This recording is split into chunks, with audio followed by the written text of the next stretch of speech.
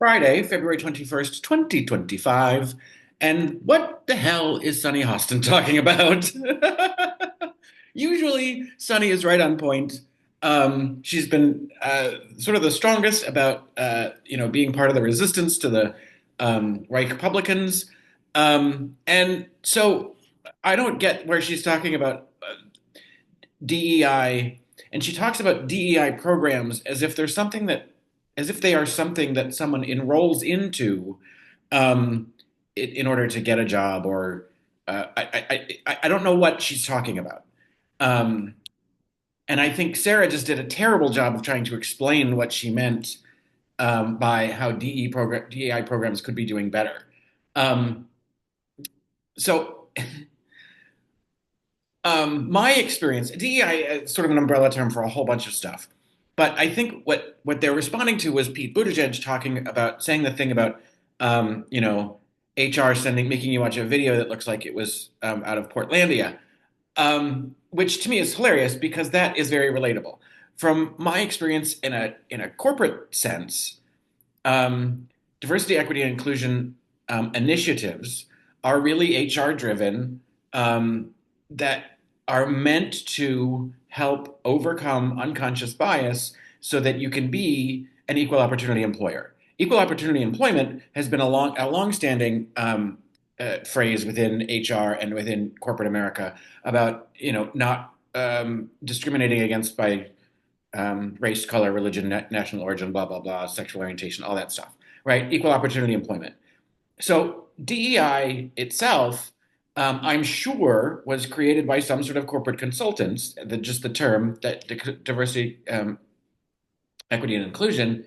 Um, and then what happens, and this is what Sarah just really poorly explained, is that then companies sort of apply these DEI initiatives and do it really clumsily and poorly. The whole intent of the idea was that to make sure that you aren't using an unconscious bias in your hiring practice or in your promotional practice, or in the workplace in general, right? That and it's um it's a real thing, people like the other people that they connect to, and that often is people that have a similar background, or whatever that might be. And a lot of it isn't a malicious intent, and a lot of it isn't a conscious intent. That's why they call it unconscious bias. So it's just a way of saying, okay, have we been able to look at this roster of candidates or at our workforce in a way that is not um, preferential?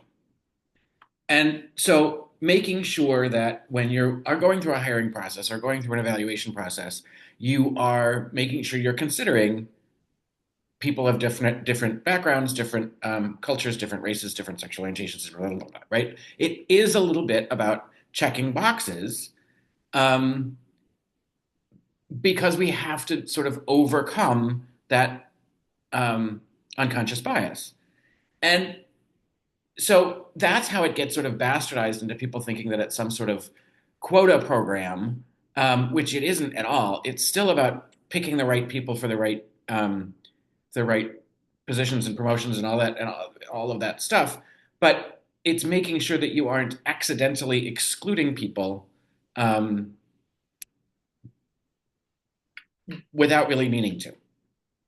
In a lot of cases, it's meaning to, but in some cases, it's you're just not.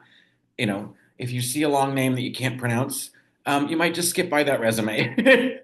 People, that process is so subjective, and it's just trying to take a little bit of that subjectivity out of it to say, are you sure you haven't considered? Um, I mean, I once had so I don't know what Sunny was talking about, but I once had a boss.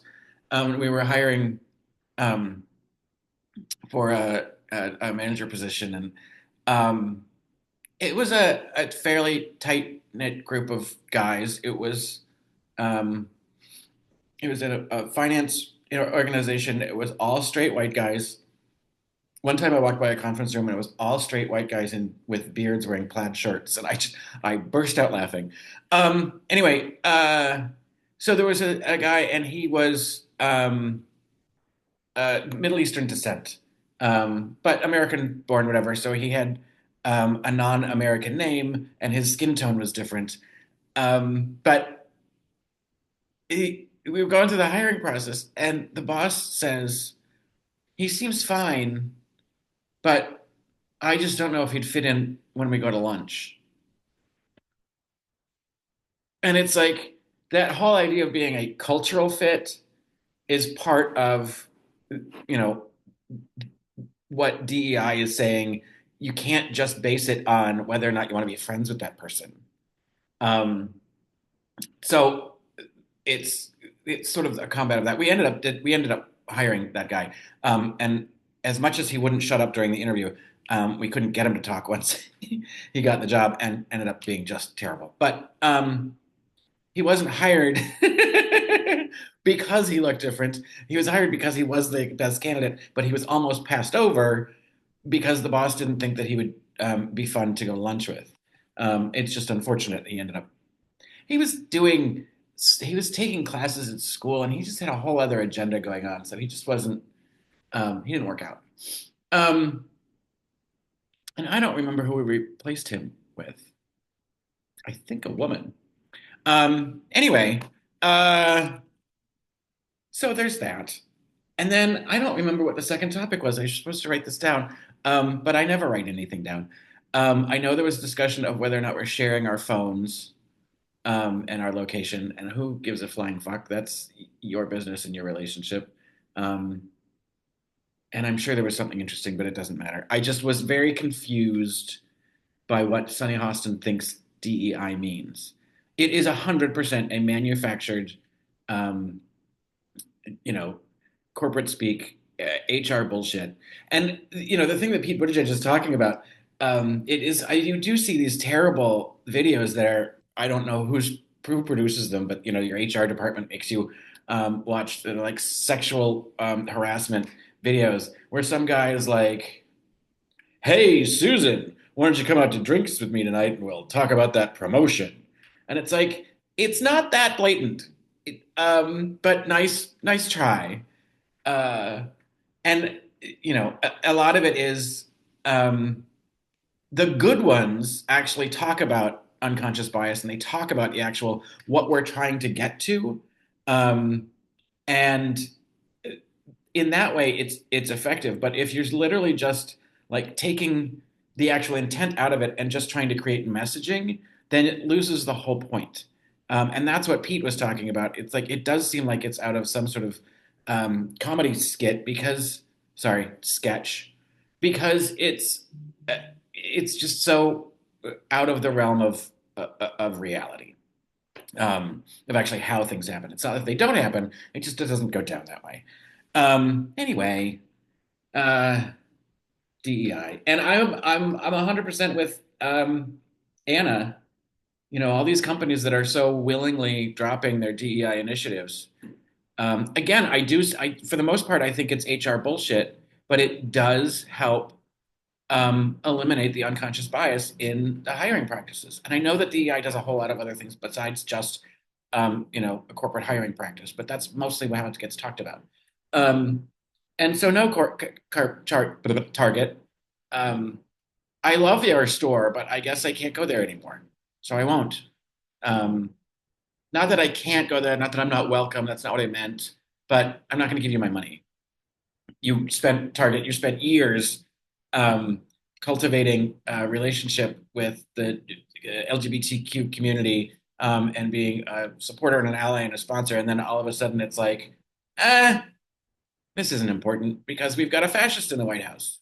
So we'll please him. So you won't get any of my money. And don't forget about the economic blackouts. The first one is next Friday. Um, buy nothing. Buy nothing on Friday. It's the 28th. I know it's hard because it's going to be a payday for a lot of people. Um, but they say, go ahead and shop at your shop local. That is fine. Shop local. But if you can, literally buy nothing. See what happens to, you know, never mind. it's one day. It's not going to move the needle, but it's making a statement. And then there are plans for like a no Amazon week and a no Walmart week, and so and I think those things do make a difference if enough people pay attention and actually do it. When it hits their bottom line, companies pay attention because that's all they care about. That's why, Sunny's point about, it was white men from 1776 to 1965. Um, they care about when it hits their bottom line, and they will not self-regulate. And that's why things like DEI initiatives are important because it's just, hey, hey, remember equal opportunity employment? How are you actually doing on that? Um, so anyway, that's my 2 cents for Friday. At least it's less depressing than talking about all the other shitty things that are going on in this country. Anyway, happy Friday. Enjoy your weekends, everyone.